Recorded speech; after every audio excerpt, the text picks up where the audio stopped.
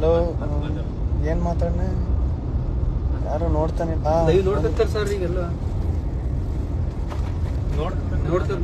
ಎಲ್ರಿಗೂ ನಮಸ್ಕಾರ. ನಾನು ನಿಮ್ಮ ಗಿಲ್ಲಿ ನಟ. ಸಖತ್ತು ಖುಷಿ ಆಯ್ತು ಬಿಗ್ ಬಾಸ್ ಮನೆಯಿಂದ ಬಂದ್ಮೇಲೆ. ನಮ್ಮ ಲೈಫ್ ಬಿಗ್ ಬಾಸ್ ಮನೆಯಿಂದ ಆಚೆ ಈ ತರ ಇರ್ತದೆ, ಇಷ್ಟು ಜನ, ಇಷ್ಟು ಸಪೋರ್ಟು, ಇದೆಲ್ಲ ಇರ್ತದೆ ಅಂತ ಸತ್ಯವರು ನನ್ನ ಕನ್ಸು ಮನ್ಸಲ್ಲಿ ಅಂದ್ಕೊಂಡಿರ್ಲಿಲ್ಲ. ಎಲ್ಲ ನಿಮ್ಮ ಪ್ರೀತಿ ಪ್ರೋತ್ಸಾಹದಿಂದ ನನ್ನ ಕೈಲೇ ನಂಬಕೈತಲ್ಲ ಇದೆಲ್ಲನೂ. ನಾನೇ ಇನ್ನು ಏನಪ್ಪ ಇದು ಜೀವನ ಹಿಂಗೆ ಈ ಥರ ಅಂತಾನೆ ಆ ಹ್ಯಾಂಗ್ ಓವರ್ ಇನ್ನೂ ನಿಜವಾಗ್ಲೂ ಬಿಗ್ ಬಾಸ್ ಶೋ ಏನಾರು ಒಪ್ಕೊಂಡಿಲ್ಲ ಅಂದಿದ್ರೆ ಇದೆಲ್ಲ ಆಯ್ತಾನೆ ಇರಲಿಲ್ಲ.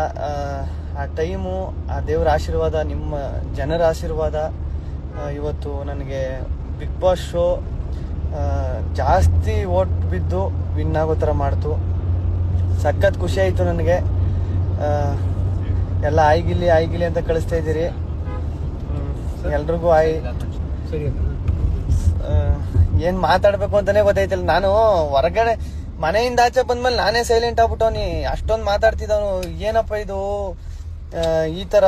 ಅಯ್ಯೋ ದೇವ್ರೇ, ಇಷ್ಟೊಂದು ಪ್ರೀತಿ, ಇಷ್ಟೊಂದು ಪ್ರೋತ್ಸಾಹ ಎಲ್ಲ ಮನೆ ಮಗನ ಥರ ನೋಡಿ. ನಮ್ಮನೆ ಒಂದು ಗಿಲ್ಲಿ, ಅಣ್ಣನೋ ತಮ್ಮನೋ ಆ ಥರ, ನನ್ನ ಮಗನೋ ಆ ಥರ ನೋಡಿ ಮಾತಾಡಿಸ್ತಾರೆ. ಗಿಲ್ಲಿ ಚೆನ್ನಾಗಿ ಆಡ್ದೆ ಗಿಲ್ಲಿ. ಬಿಗ್ ಬಾಸ್ ಶೋ ಮುಗಿದ್ಮೇಲೆ ನಾವು ಟಿವಿ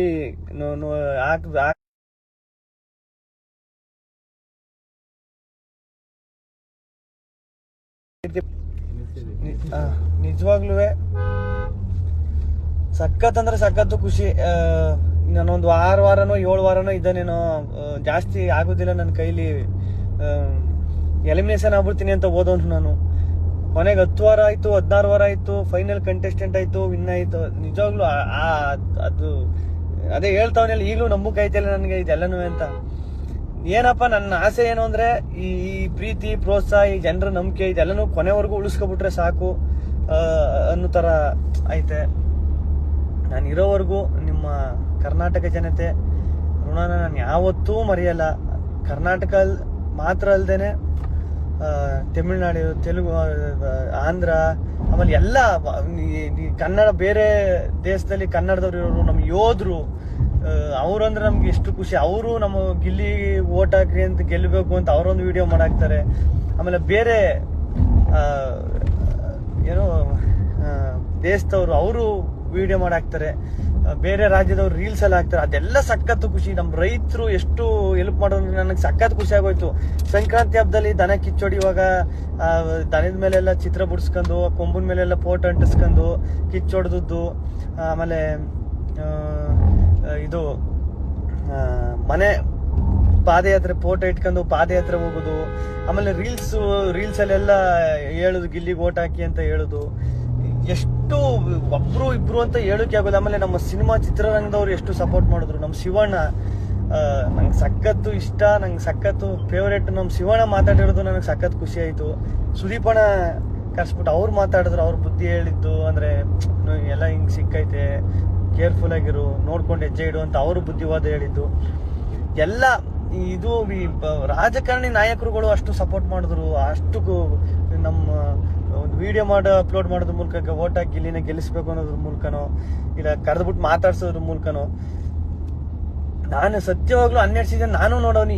ಈ ಪ್ರೀತಿ, ಈ ಪ್ರೋತ್ಸಾಹ ಸಿಕ್ಕಿದ್ ನಾನೇ ಅದೃಷ್ಟವಂತ ಅಂತ ಹೇಳ್ಕೋಬೋದು. ನಿಜವಾಗ್ಲೂ ಸಖತ್ತು ಖುಷಿ ಆಯ್ತು. ಅದೇ ಹೊರಗಡೆ ಬಂದ್ಮೇಲೆ ನಾನು ಒಂದ್ಸಲಿ ಕನ್ನಡಿಯಲ್ಲಿ ನೋಡ್ಕೊಂಡ್ರೆ ಮಾತೇ ಬರುದಿಲ್ಲ ಒಂದೊಂದ್ಸತಿ.